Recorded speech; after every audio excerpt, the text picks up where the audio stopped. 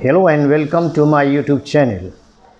Dear viewers, here I am continuing the same subject, present continuous, and today I am going to finish off with the part 4th of present continuous.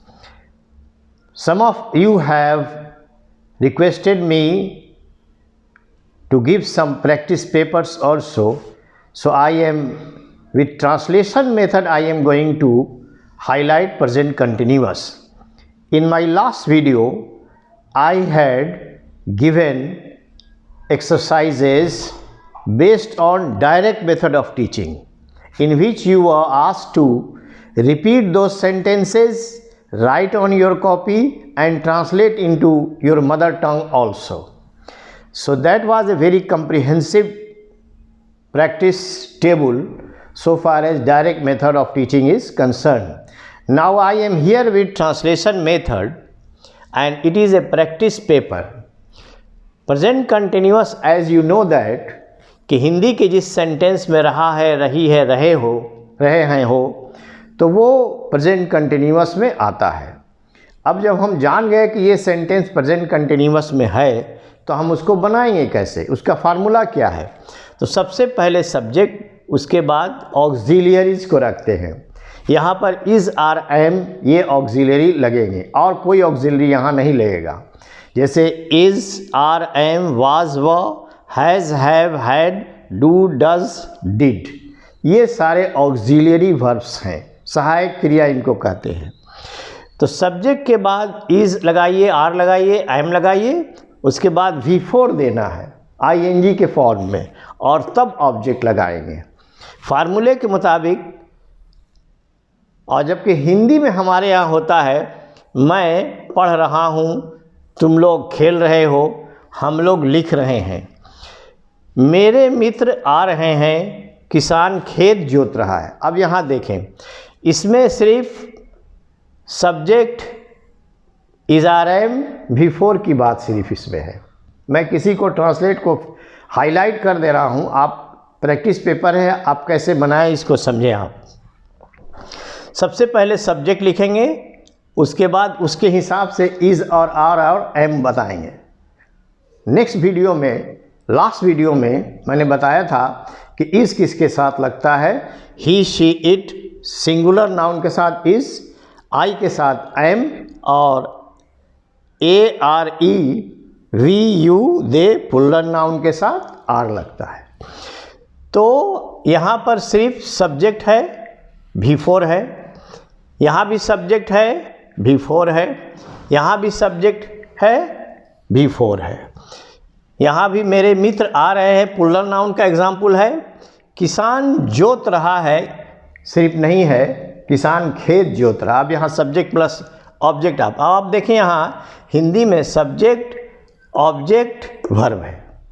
यही गलती होती है translation method से, और जो Hindi medium के student हैं कि यहीं सटे हुए आप नहीं लिखेंगे ऑब्जेक्ट, इसके फार्मूला पर चलेंगे। पहले subject is, are, M, V4 तब ऑब्जेक्ट आएंगे। तो सब फार्मर, उसके बाद यहाँ पर जोतना की अंग्रेजी, तब जा कर के ऑब्जेक्ट आएगा। मैं दरवाज़ा खोल रहा हूँ, मैं खोल रहा हूँ दरवाज़ा ऐसे बनेगा। सितारे आसमान में टिमटिमा रहे हैं, कुत्ते रात में भौंक रहे हैं, फौजी जवान देश की सेवा कर रहे हैं।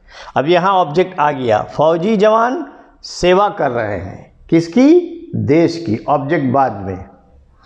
उसी तरह यहाँ है वह डांट रहा है, सब्जेक्ट V4 है, और यहाँ है वह मुझे डांट रहा है। अब यहाँ ऑब्जेक्ट आ गया, वह डांट रहा है, सब्जेक्ट इज़, आर, एम का फार्मूला V4, लेकिन यहाँ मुझे डांट रहा है। अब ये मुझे की अंग्रेजी ऑब्जेक्ट के प्लेस पर आएगी। In my next video I will translate it myself and you go on practice, write it on your own.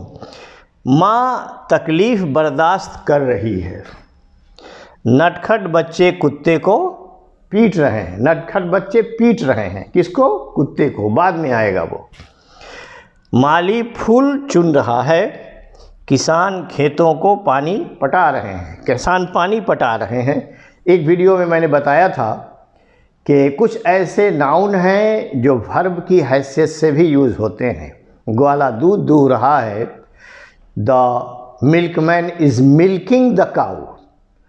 ग्वाला दूध दूह रहा है, द मिल्कमैन इज़ मिल्किंग, यहीं तक रुक जाएगा। अगर कहे ग्वाला गाय दूह रहा है, the milkman is milking the cow. Milk noun भी है, मिल्क को हम वर्ब भी बना सकते हैं।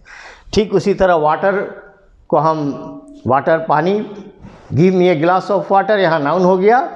And he is watering the plant, इसी को हमने वर्ब बना दिया। इस पर एक स्पेशल वीडियो हम बनाएंगे किसी वक्त में कि एज नाउन एज वर्ब, कितने ऐसे पूरी लिस्ट मैं दूंगा, ऐसे वर्ब हैं, नाउन्स हैं जो वर्ब की हैसियत से भी यूज होते हैं।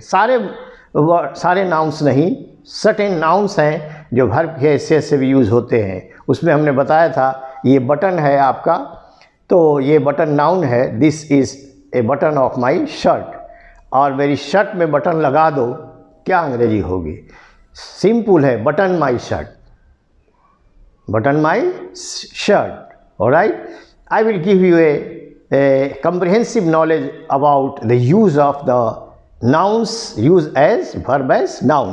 Now, dear viewers, listeners, readers, whoever you are, if you are interested in language learning and in even conversational language also, in your conversational spoken English, you can use this. This is formal grammar also, and enabling you to speak English also. So translate these sentences in my next video. I will correct it.